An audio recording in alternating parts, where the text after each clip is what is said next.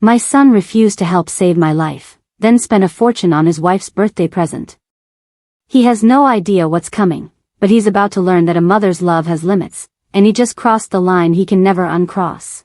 If you're watching this video, give it a like, subscribe to the channel, and tell me in the comments where you're watching from. Now let's get to the story. My name is Suzanne Steele. I'm 62 years old, and I've spent decades trying to balance love, expectations, and the complexities of a family where appearances often outweigh reality. This is the story of how I learned that sometimes those closest to you, the people you raised, can inflict wounds so deep they change the very foundation of who you are. I have 2 children, my eldest son, Michael, 35, and my daughter, Claire, 30. Michael was always the golden boy, charming, confident, successful in business.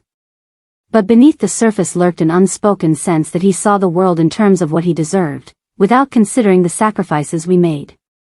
Claire, grounded and empathetic, was his opposite in every way. 3 months ago, a severe heart infection nearly killed me. 2 weeks in the hospital, followed by astronomical medical bills that insurance barely covered. I reached out to Michael for a temporary loan. "I'm sorry, Mom," he said. "I just can't right now. Things are tight on my end." I tried to understand. Michael's wife, Isabella, comes from money and expects a certain lifestyle. I wanted to believe him. Then I saw the social media post, Michael and Isabella standing beside a sparkling new Rolls Royce, wrapped with a giant bow. "Happy birthday, my love. You deserve the world. #blessed #luxury life." When I confronted him, he laughed. "That's different. Isabella's birthday only comes once a year. She deserves something special." That night, something inside me transformed. I began setting boundaries, reclaiming my life, and planning my next move. Michael had no idea what he'd set in motion. He was about to discover how wrong he was. The fluorescent lights in the hospital corridor buzzed with that particular frequency that drills into your skull after the first hour. I'd been hearing it for 14 days straight. 14 days of sterile white walls, beeping monitors, and nurses who spoke in hushed tones that made everything sound like a funeral preparation. "Mrs. Steele, you're very lucky," Dr. Martinez had said on day 3, her expression grave despite her words. The infection was aggressive. Another 12 hours and we'd be having a very different conversation. Lucky. That was the word everyone kept using. Lucky to be alive. Lucky the antibiotics worked. Lucky my heart didn't give out entirely. I didn't feel lucky. I felt exhausted, terrified, and completely alone. Michael had visited once, on the second day, for exactly 47 minutes. I'd counted. He'd stood at the foot of my bed, checking his phone intermittently while making sympathetic noises that sounded rehearsed. Isabella hadn't come at all. "She's sensitive to hospitals," Michael had explained, as if that was supposed to make sense, as if her comfort mattered more than her husband's mother fighting for her life. Claire, bless her, had been there every single day. She'd taken time off work, rearranged her entire schedule, brought me books and magazines and updates about the outside world. She'd held my hand during the worst nights, when the fever spiked and I was convinced I wouldn't see morning. "Mom, you're going to be fine," she'd whispered, her voice cracking. "You're the strongest person I know. But strength doesn't pay hospital bills. Strength doesn't cover the cost of medications that run $500 per prescription. Strength doesn't make the stack of medical invoices disappear from your kitchen table when you finally get to go home." I'd spent the first week after discharge just staring at those bills. The numbers seemed abstract, impossible.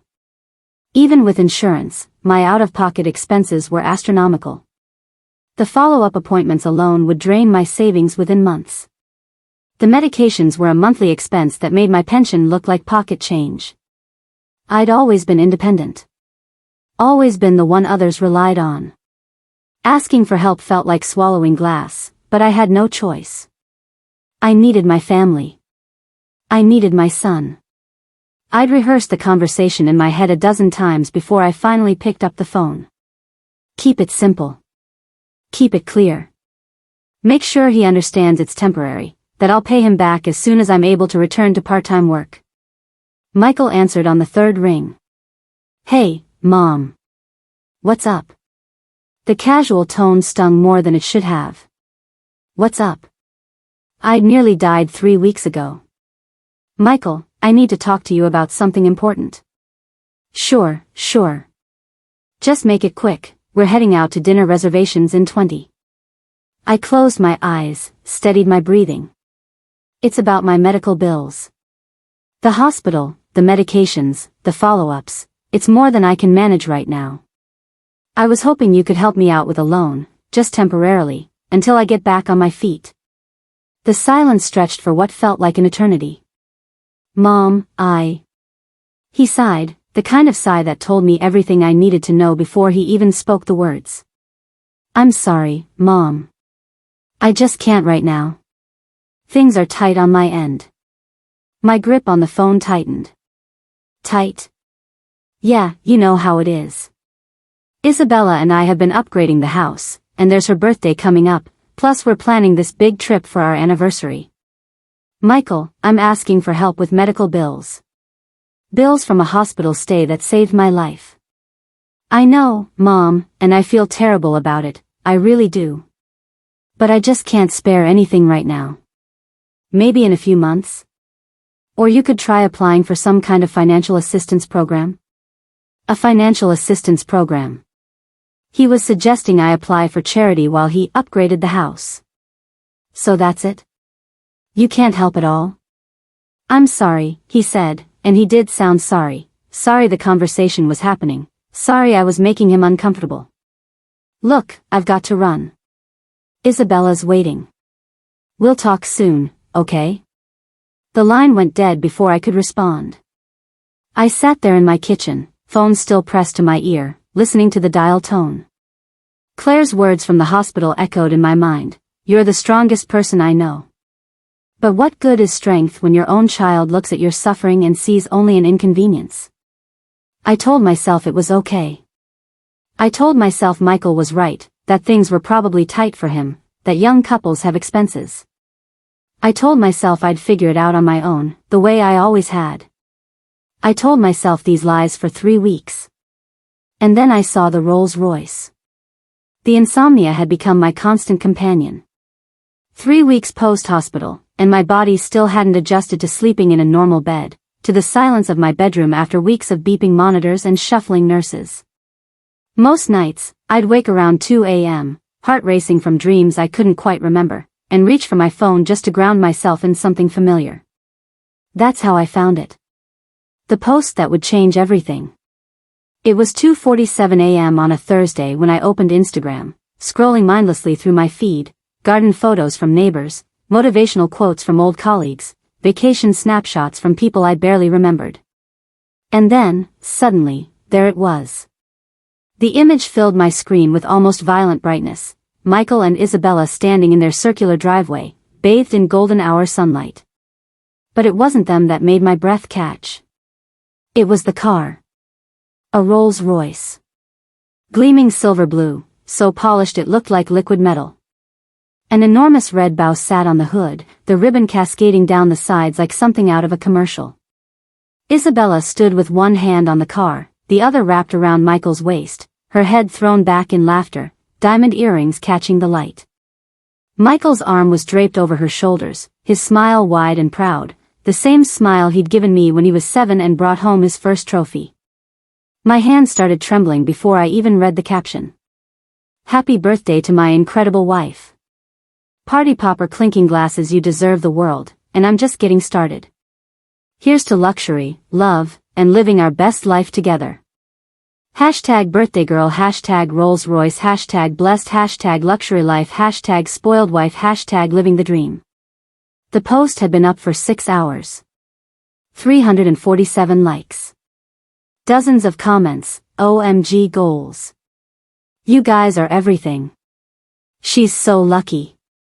Relationship goals right here. I stared at the screen until my eyes burned. Then I scrolled through the other photos he'd posted, close-ups of the interior, the spirit of ecstasy hood ornament, Isabella posed with the keys, a video of her squealing with delight as he revealed the surprise. My son. The same son who 3 weeks ago told me he couldn't help with my hospital bills because things are tight. The same son who said he didn't have money to spare for his mother's life-saving medications. Had just bought his wife a car that cost more than most people's houses. The phone slipped from my hands onto the comforter. I sat there in the darkness, my heart pounding, not from the infection this time, but from something far more dangerous. Rage. Pure, undiluted rage mixed with a heartbreak so profound it felt like my chest was caving in. Things are tight. The lie echoed in my mind, over and over, each repetition stoking the fire building inside me. I looked at the clock, 2:53 a.m. Too early to call. But I couldn't wait. I couldn't spend another second sitting with this knowledge, this betrayal, without confronting him. My fingers found his number before I could talk myself out of it. It rang 4 times. 5. I was about to hang up when his voice came through, groggy and irritated. Mom? It's 3 in the morning. Is everything okay?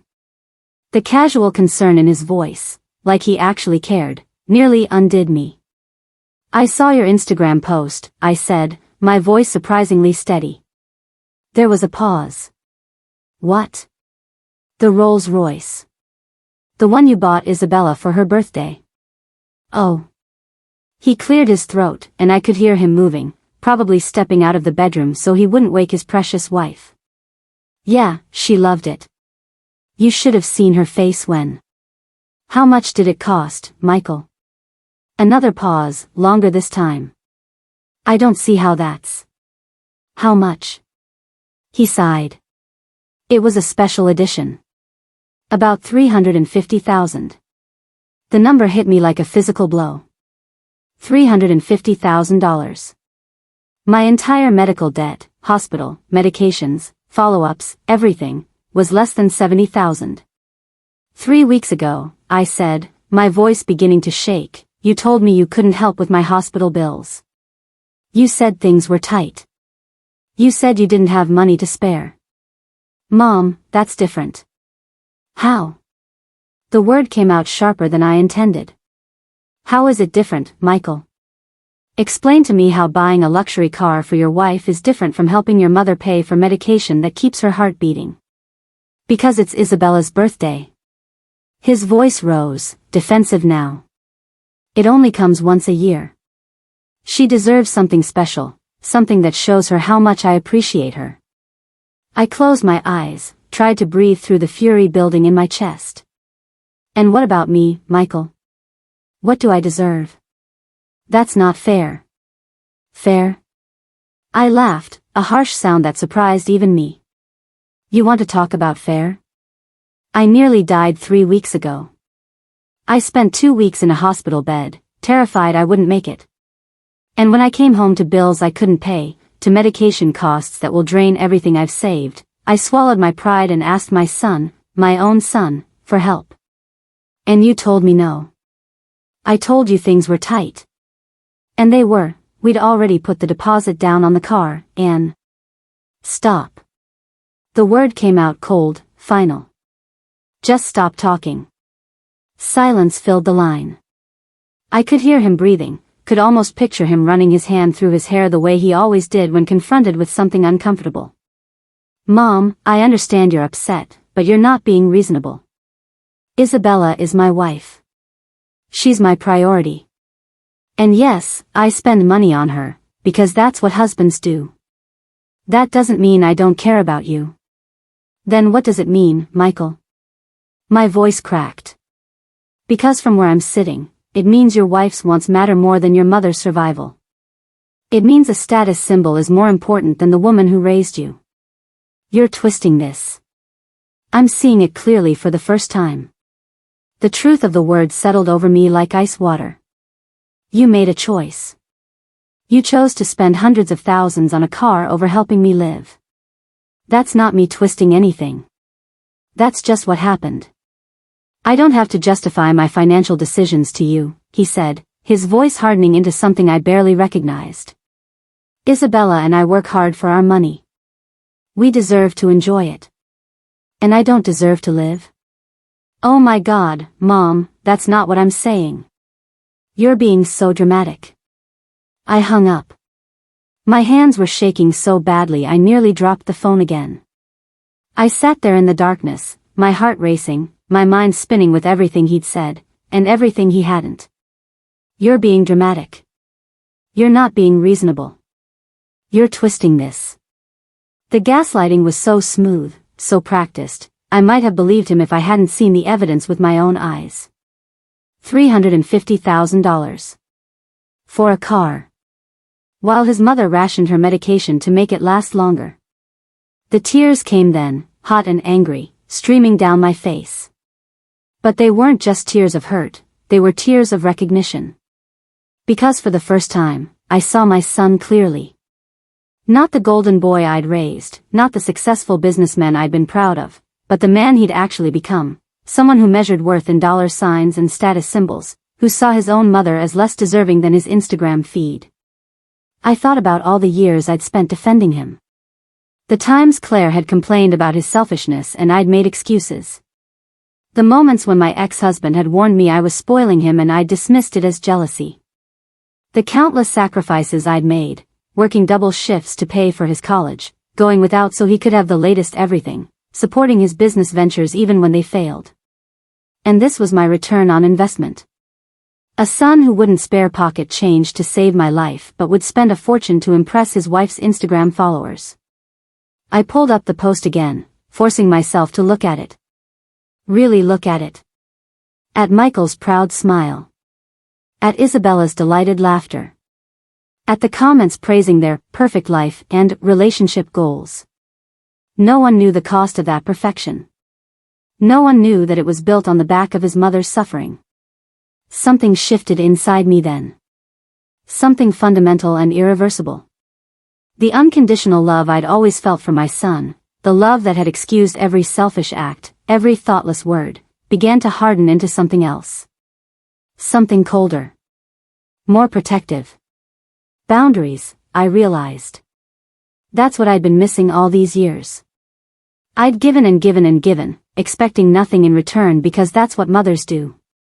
But Michael had learned the wrong lesson from my generosity. He'd learned that he could take without consequence, that family was a one-way street, that his mother would always be there, waiting, ready to forgive and forget. He was wrong. I wasn't going to beg anymore. Wasn't going to make myself small to accommodate his ego.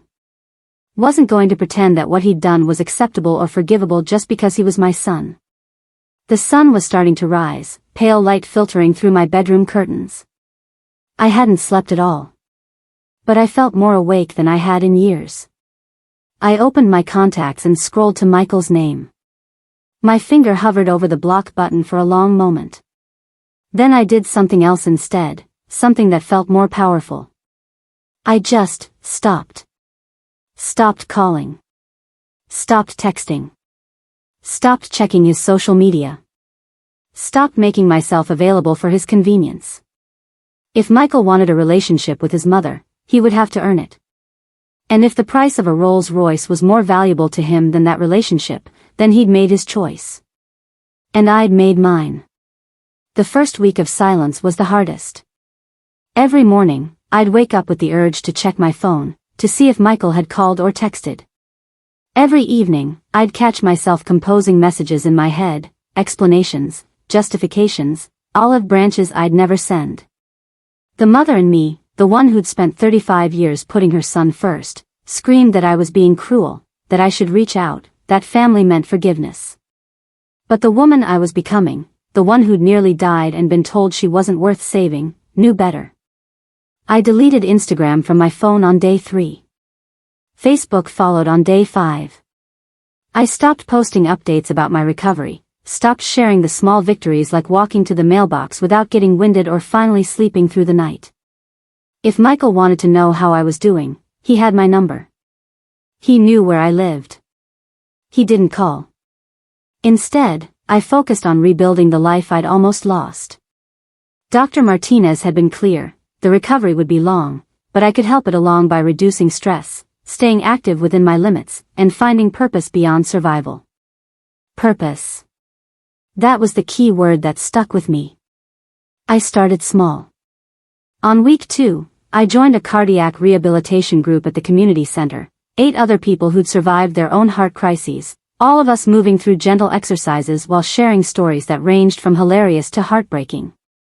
There was something profoundly healing about being in a room full of people who understood that every heartbeat was a gift, not a guarantee. "You seem lighter," said Margaret, a 70-year-old retired teacher who'd had a heart attack 6 months prior. We were cooling down after our session, sipping water on the benches. "When you first came in, you looked like you were carrying the weight of the world." "Maybe I'm learning to put some of it down," I said. She smiled knowingly. "Family trouble?" I nodded. Margaret didn't pry, just squeezed my hand and said, "The hardest boundaries to set are the ones with the people we love most. But they're also the most necessary." By week 3, I'd reconnected with Linda, my old college roommate who'd been reaching out sporadically for years while I was always too busy with family obligations. We met for coffee, and within 10 minutes, it was like no time had passed at all. "I can't believe Michael did that," Linda said after I'd given her the abbreviated version. "That's not just thoughtless, that's cruel." Hearing someone else validate what I'd been feeling was like oxygen. "He doesn't think he did anything wrong. That's the part that kills me." "Of course he doesn't. People like that never do." Linda stirred her latte thoughtfully. "You know what you need? A project. Something that's entirely yours." That night, I opened the dusty notebook I'd kept for years, the one filled with half-started stories, memoir fragments, observations about life I'd never had time to develop. I'd always told myself I'd write seriously, someday, when things calmed down, when I had more time. I'd almost run out of some days. I started writing. Not the polished, perfect prose I'd always imagined, but raw, honest accounts of what I'd been through. The hospital. The fear. The betrayal. The awakening. Words poured out of me like a dam breaking, and for the first time in months, I felt like myself again. On week 4, I signed up to volunteer at the local literacy center, helping adults learn to read. Twice a week, I'd sit with students who'd somehow made it to adulthood without this fundamental skill, and watch their faces light up when a sentence finally clicked. Their courage humbled me. If they could face their shame and start over, so could I. My days became full in ways they hadn't been in years. Rehab in the mornings, writing in the afternoons, volunteering in the evenings. Dinners with Linda and other friends I'd neglected. Weekend trips to farmers markets and art galleries. Small joys that had nothing to do with Michael or his approval. I felt myself growing stronger. Not just physically, though my stamina was improving. Emotionally. The constant anxiety that had plagued me for months, the feeling that I was somehow failing by not fixing things with Michael, began to fade. Then, 6 weeks after the Rolls Royce incident, my phone rang. Michael's name appeared on the screen. I let it ring 4 times before answering. "Hello. Mom." His voice was tight with forced casualness. "We haven't heard from you in over a month. Is everything okay?" The "we" stung. Not "I haven't heard from you." We. Like he and Isabella were a unified front, and I was the outsider. "Everything's fine," I said, keeping my voice neutral. "You haven't been posting on Facebook. Claire said you deleted your Instagram. What's going on?" So he'd been checking. Or more likely, Isabella had noticed my absence from social media and mentioned it. "I've just been focusing on other things," I said. A pause. "Like what?" "My recovery. My health. My own life." "Okay." He drew the word out, clearly waiting for more. When I didn't elaborate, he sighed. "Look, Mom, if this is about the car." "It's not about the car, Michael." The lie came easily. "It's about priorities. Yours and mine." "What's that supposed to mean?" I looked out my window at the garden I'd started tending again, the tomato plants finally bearing fruit. It means I've realized something important. I've spent most of my life making myself available to you, changing my schedule, dropping everything when you needed something, putting your needs ahead of my own. And I don't regret that, because that's what mothers do. But I'm done waiting for you to reciprocate. That's not fair, he said, and I could hear the defensiveness creeping into his voice. I've been busy. So have I. The difference is, I'm busy building a life that doesn't revolve around waiting for crumbs of your attention. Crumbs? His voice rose. Mom, that's ridiculous. You're being dramatic again. Just because I couldn't help with your bills doesn't mean I don't care about you. There it was again. That gaslighting. That attempt to make me feel unreasonable for having feelings. Your choices have consequences, Michael, I said quietly. You chose to tell me you couldn't afford to help me, then spend a fortune on a status symbol. That was your choice to make. But my choice is to protect myself from people who've shown me where I rank in their priorities. People, he repeated, his voice sharp. I'm your son. Yes. And I'm your mother. The one who nearly died. The one you couldn't spare a few $1,000s for. My voice remained calm, steady. It surprised me how calm I felt. I'm not angry anymore, Michael. I'm just clear. Crystal clear about what I deserve and what I don't. So what, you're just going to cut me out of your life? Over a misunderstanding? It wasn't a misunderstanding. It was a choice. Your choice. I took a breath. And I'm making my own choice now, to spend my time and energy on people who actually value me. Mom, you're being completely unreasonable. I called to check on you, and you're attacking me. I'm setting boundaries. If that feels like an attack, maybe you should ask yourself why. This is insane, he muttered. Isabella said you'd probably react like this. Isabella. Of course she was part of this conversation, probably sitting right next to him, coaching him through it. I'm going to go now, I said. When you're ready to have a real conversation, one where you actually listen instead of defending yourself, you know where to find me. Mom. I hung up. My hands were shaking, but not from fear or uncertainty. From adrenaline. From the power of finally standing up for myself. The phone rang again immediately. I declined the call. Then I did something I'd never done before. I sent Michael a text message. I need space. Please respect that. When you're ready to acknowledge what happened and have an honest conversation, I'll be here. Until then, I'm focusing on my own healing. I turned my phone on silent and set it face down on the table. 10 minutes later, there was a knock at my door. I opened it to find Claire standing there, concern etched across her face. Mom, are you okay? Michael just called me freaking out, saying you hung up on him and won't answer his calls. I stepped aside to let her in. I'm fine, sweetheart. Better than fine, actually. Claire studied my face, then slowly smiled. You set boundaries. I did. And he didn't take it well. He didn't. She wrapped me in a hug, fierce and protective. Good for you, Mom. It's about damn time. We sat at my kitchen table, and I told her everything. The phone call at 3 a.m., Michael's excuses, his attempt today to guilt me back into the old pattern. Claire listened, her jaw tightening as I spoke. I've watched him do this to you for years, she said finally. The way he takes and never gives back. The way he expects you to just accept whatever scraps of attention he throws your way.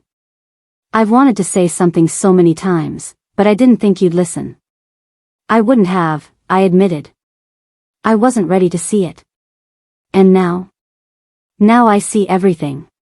I reached across the table and took her hand. And I see you, too. How you've been there every step of the way, how you showed up at the hospital every single day, how you've called and checked in and actually cared about my recovery. I'm sorry it took me so long to recognize the difference. Claire's eyes filled with tears. I just want you to be happy, Mom. And healthy. And to know that you deserve better than what Michael's giving you. I'm starting to believe that, I said. And I meant it. That night, alone in my house, I felt something I hadn't felt in months, peace. Not the peace of resolution, but the peace of knowing I'd finally chosen myself. The road ahead would be difficult, Michael wouldn't give up easily, and the mother guilt would probably never fully disappear. But for the first time, I was driving my own life. And it felt like freedom. Claire came over the following Saturday with a bottle of wine and a determination in her eyes I'd rarely seen. We sat in my backyard, the late afternoon sun casting long shadows across the garden, and she said the words I'd been waiting decades to hear. Mom, I need to tell you something I should have said years ago. Michael has always been your favorite, and it destroyed something in our family. I opened my mouth to protest, but she held up her hand. Let me finish. Please. She took a breath. I'm not saying it to hurt you. I'm saying it because you need to understand the pattern you're finally seeing with the Rolls Royce. That's not new.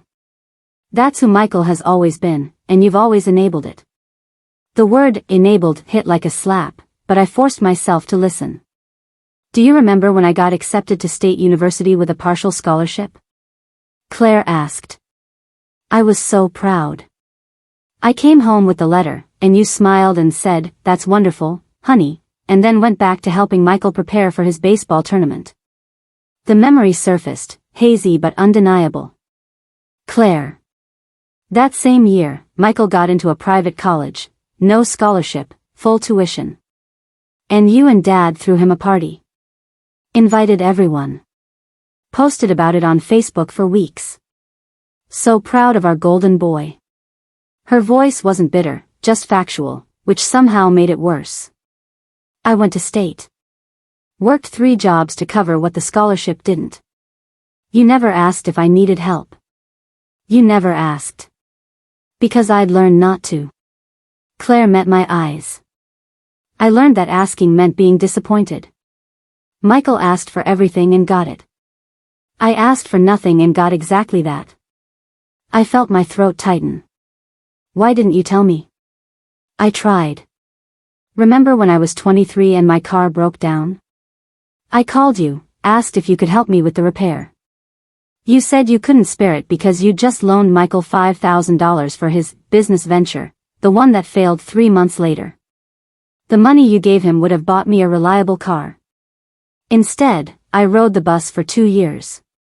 The memories came flooding back now, each one a small cut I hadn't realized I was making. Michael's graduation gift, a trip to Europe. Claire's, a card with $100. Michael's wedding, a lavish affair we'd helped fund. Claire's intimate ceremony, "We understand you're on a budget, sweetheart." I didn't see it, I whispered. I didn't see what I was doing. You saw what you wanted to see. Michael was charismatic, successful, the one who made you look good to your friends. I was just, steady. Reliable. The one who didn't need you. Claire's voice cracked slightly. Except I did need you, Mom. I just learned to need you quietly. I reached for her hand, tears streaming down my face. I'm so sorry, Claire. I'm so incredibly sorry. She squeezed back. I know. And I forgive you. But you need to understand, this thing with the Rolls Royce and your hospital bills? That's not an isolated incident. That's the culmination of 35 years of Michael learning that he deserves everything and everyone else deserves whatever's left over. That night, I couldn't sleep. I lay in bed, watching shadows move across the ceiling, and let myself remember. Really remember. Michael at 8, demanding the expensive sneakers all his friends had. Me working overtime to afford them while Claire wore hand-me-downs. Michael at 16, wrecking his first car and me immediately buying him another one. Claire at 16, saving for 2 years to buy her own. Michael at 25, asking to borrow money for a down payment on his house, money I gave him that was supposed to be for my retirement. Claire at 25, never asking, somehow figuring it out on her own. Michael's wife Isabella, who I'd bent over backward to welcome, hosting elaborate dinners I couldn't afford, buying expensive gifts to make her feel accepted. Claire's husband Tom, who I'd barely acknowledged at their wedding, too busy worrying about whether Michael approved of the venue. The pattern was undeniable. Devastating. And entirely my fault. I thought about my marriage to Robert, the children's father. He'd left when Claire was 12 and Michael was 17, tired of playing second fiddle to my obsession with making Michael happy. "You're raising a narcissist," he'd told me during our last fight. "And you're so blinded by his charm you can't see what you're doing to Claire." I'd called him jealous. Bitter. Unable to appreciate his own son's success. He'd been right. The sacrifices I'd made, working double shifts, skipping meals, putting my own health on hold, hadn't been for both my children equally. They'd been disproportionately poured into Michael, into maintaining his image, his lifestyle, his sense of entitlement. And he'd learned the lesson I'd inadvertently taught, that he deserved it all simply by existing. No wonder he saw nothing wrong with the Rolls Royce. I'd spent his entire life teaching him that his wants superseded everyone else's needs. The invitation arrived on a Tuesday, elegant cardstock with embossed lettering. "You're invited to celebrate Isabella's promotion to senior vice president. Join us for an evening of champagne and celebration." The party was in 2 weeks. At their house, of course, the sprawling suburban mansion with the circular driveway where the Rolls Royce now sat like a monument to my irrelevance. I stared at the invitation for a long time. Every instinct told me to decline, to maintain my boundaries, to protect myself from another display of their excess. But something else whispered beneath the instinct, "This is your chance." Claire called that evening. "Did you get the invitation?" I did. "Are you going?" I surprised myself by saying, "Yes." "Mom. I need to do this, Claire. I need to face them, to say what needs to be said. Not for them, I don't expect them to change. But for me. For closure." There was a long pause. "Then I'm going with you." "You don't have to." "Yes, I do. You stood alone for too long." "Not anymore." The 2 weeks passed in a strange blur of anticipation and preparation. I wasn't preparing what to wear or what gift to bring. I was preparing emotionally, mentally rehearsing what I needed to say and how to say it without crumbling. I wrote drafts in my journal, crossing out the angry versions, the pleading versions, the sarcastic versions. What remained was simple truth, delivered with dignity. That's all I needed. Claire and I arrived at Michael's house fashionably late. The driveway was packed with luxury cars, Mercedes, BMWs, a Tesla, and of course, the Rolls Royce, gleaming under the landscape lighting like a shrine. "Remember," Claire whispered as we approached the door, "you don't owe them comfort. You owe yourself truth."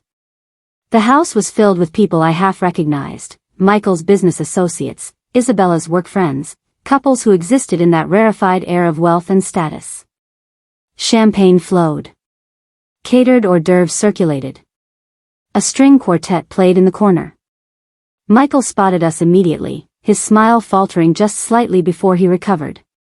"Mom. Claire. So glad you could make it." He kissed my cheek, and I felt nothing. No warmth, no connection. Just, nothing.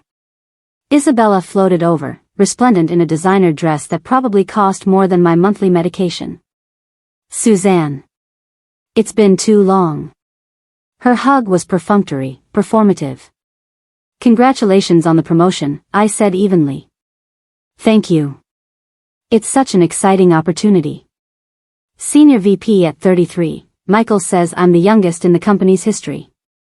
She beamed, clearly waiting for more effusive praise. I smiled politely and moved past her. For the next hour, I watched. I observed Michael holding court, regaling guests with stories of their recent vacation to the Maldives, their plans to remodel the kitchen. Isabella wants Carrara marble, only the best for my queen, their investment portfolio. Every sentence dripped with casual wealth, with the assumption that this was normal, deserved, earned. At one point, he gathered everyone's attention to show a video montage of Isabella's career highlights, complete with photos of her various celebration gifts over the years, jewelry, handbags. The Rolls Royce featured prominently with romantic music swelling in the background. I felt Claire's hand slip into mine, steadying me.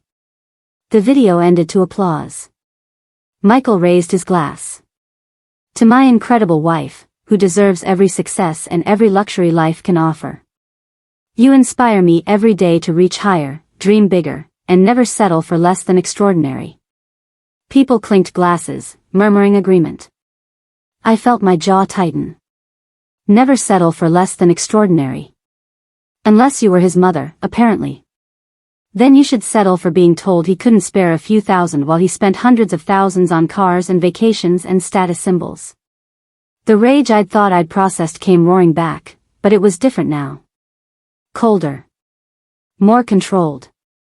This wasn't the wild, desperate anger of the woman who discovered the Instagram post at 3 a.m. This was the calculated fury of someone who'd had weeks to understand exactly what she was dealing with. Michael caught my eye across the room and smiled, that charming golden boy smile that had gotten him everything he'd ever wanted. He started making his way toward me, probably expecting me to fawn over the party, over Isabella, over their perfect life. I felt Claire squeeze my hand. Now, she whispered. I nodded. Now. My heart was pounding, but my mind was clear. I'd spent 2 weeks preparing for this moment. I'd spent a lifetime making excuses for my son, smoothing over his selfishness, enabling his entitlement. That ended tonight. As Michael approached, I straightened my spine, lifted my chin, and prepared to reclaim something I'd given away too freely for too long, my dignity, my voice, and my right to be treated like I mattered. The confrontation I'd been building toward was finally here. And I was ready. Michael approached with that practiced smile, champagne glass in hand, looking every bit the successful son hosting a lavish party. Behind him, I could see Isabella laughing with a group of women, gesturing animatedly with her hands, diamonds catching the light. Mom, he said warmly, as if the past 2 months hadn't happened. I'm so glad you came. It means a lot to Isabella, and to me. I looked at him, really looked at him, perhaps for the first time in years without the filter of maternal love softening what I saw. He was handsome, confident, impeccably dressed in a suit that probably cost more than my monthly mortgage. But his eyes were calculating, already moving past me to see who else in the room needed his attention. We need to talk, Michael, I said quietly. His smile tightened slightly. Sure, Mom. But maybe after the party? This isn't really the time. No. The word came out firm, clear. This is exactly the time. Claire appeared at my side, her presence solid and supportive. Michael's eyes flicked to her, then back to me, and I saw the first flash of genuine concern cross his face. Mom, please, he said, lowering his voice. Don't make a scene. A scene? I repeated, and something in my tone made several nearby conversations pause. Is that what you think this is about? Embarrassing you in front of your friends? I just think.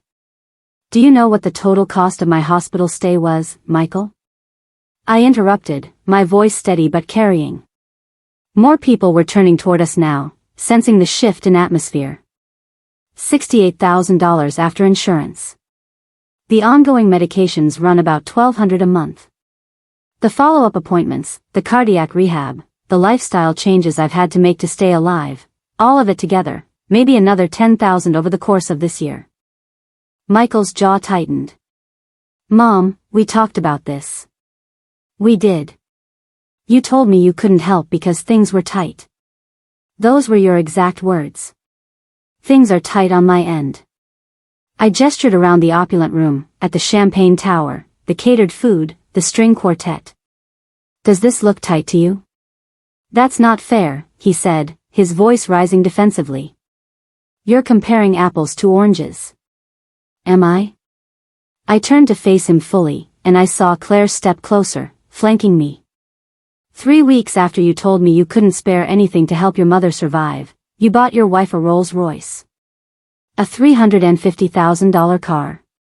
While I was hospitalized, scared, and drowning in bills, You were planning a birthday surprise worth more than my entire medical debt, 5 times over. The room had gone quiet now. The string quartet still played softly in the corner, but every conversation had stopped. All eyes were on us.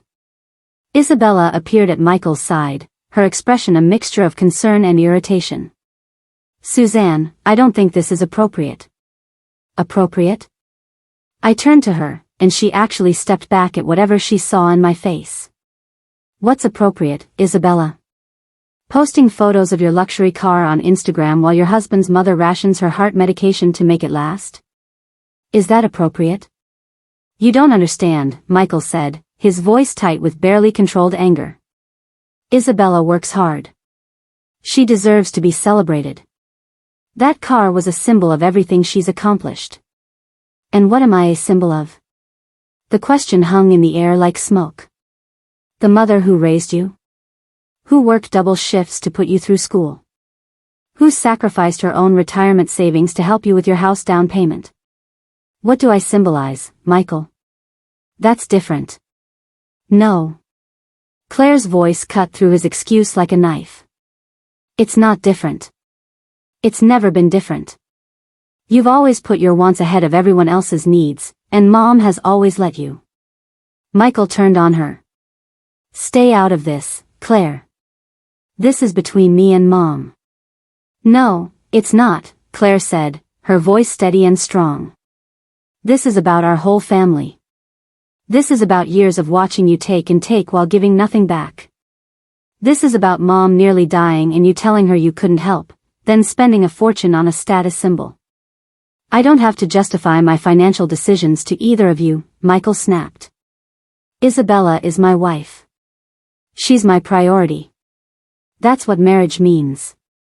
And I'm your mother, I said, my voice breaking through his defensive tirade. The woman who gave birth to you. Who raised you. Who loved you unconditionally your entire life.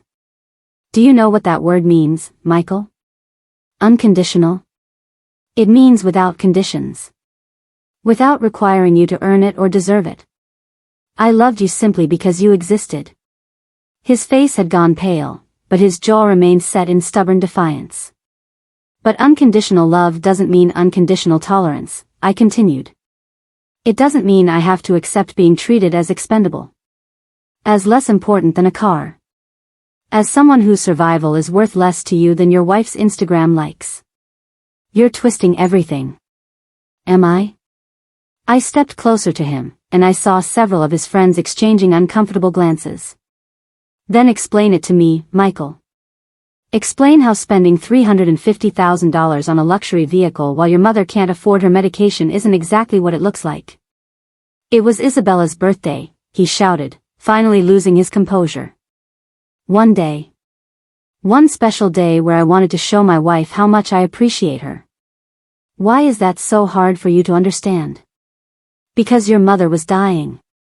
Claire's voice rose to match his. Every day you didn't help was a day she had to choose between medication and groceries. Every day was a day she struggled to recover while drowning in debt. But sure, Isabella's birthday, that's what really mattered. Isabella's face had flushed red. I didn't know, Michael, you told me. Don't, Michael said sharply, cutting her off. He turned back to me, and for a moment, I saw something flicker in his eyes, guilt, maybe, or shame. But it was quickly replaced by defensiveness. You're making me out to be some kind of monster. I'm not. I worked hard for my money. I deserve to spend it how I choose. You're right, I said quietly. You do deserve to spend your money how you choose. And I deserve to be treated with basic human decency by my own son. The fact that you can't see the connection between those two things tells me everything I need to know. What's that supposed to mean? It means you made a choice, Michael. You chose a car over your mother. You chose status over family. You chose appearances over compassion. My voice remained steady, though tears were streaming down my face now. And those choices have consequences. So what? He demanded. You're going to cut me out of your life? Disown me? Because I didn't hand you money when you asked for it? The casual cruelty of his words, the reduction of my near-death experience to, asked for money, nearly took my breath away. No, Michael, I said softly. I'm not cutting you out. I'm stepping back. I'm protecting myself from someone who has shown me repeatedly that I don't matter to him unless it's convenient. You didn't just refuse to help, you lied about why. You made me feel guilty for even asking while you were planning to spend a fortune on something frivolous. It wasn't frivolous to me, he said, his voice cold now. And my life wasn't frivolous to me, I replied. But you treated it like it was. A woman I didn't recognize, one of Isabella's colleagues, perhaps, spoke up from the crowd. I think maybe you should listen to your mother, Michael. This is. Mind your own business, Michael snapped at her. But others were murmuring now. I could see it in their faces, the judgment, the discomfort, the realization of what they were witnessing. Michael's perfect image was cracking, and he knew it. This party is over, he said abruptly. Everyone needs to leave. Now. Michael, Isabella started.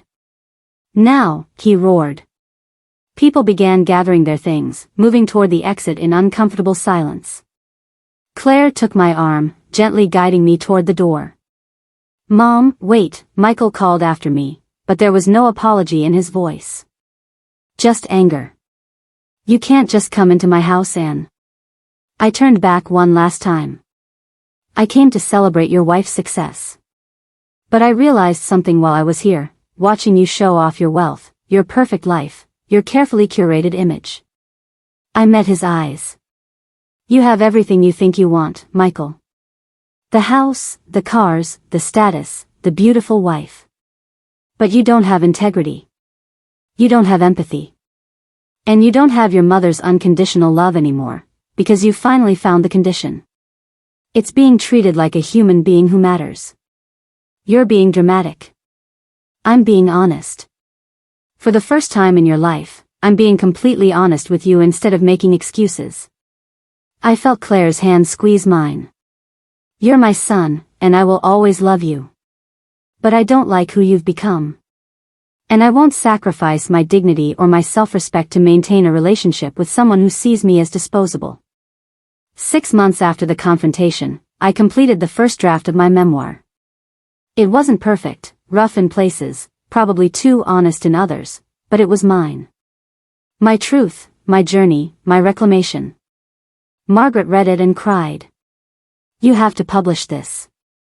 Too many people are living the same story, making the same sacrifices, accepting the same treatment. They need to know they can choose differently. Claire read it and hugged me for a full minute without speaking. When she finally pulled back, her eyes were wet. This is who you really are, Mom. Not the woman who bent over backward for Michael. This strong, clear-eyed, uncompromising person. I'm so glad she finally showed up. I started submitting it to literary agents, expecting rejection, preparing myself for failure. But the fourth agent I queried wrote back within a week, this story broke my heart and put it back together. I'd love to represent you. The book sold to a publisher 3 months later. Not for a fortune, nothing close to the price of a Rolls Royce, but enough to cover my medical bills and then some. Enough to feel like validation that my story mattered. The irony wasn't lost on me. The betrayal that had nearly destroyed me had become the foundation for my greatest accomplishment. 1 year after the confrontation, Claire and I took a trip to the coast, just the two of us.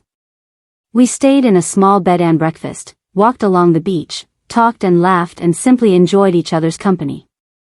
On our last evening, watching the sunset over the ocean, Claire said, "Do you think you'll ever fully reconcile with Michael?" I considered the question carefully. I don't know. Maybe. If he does the work, if he truly understands what happened and takes responsibility. But if he doesn't, I'll be okay. I have you. I have friends who value me. I have work that fulfills me.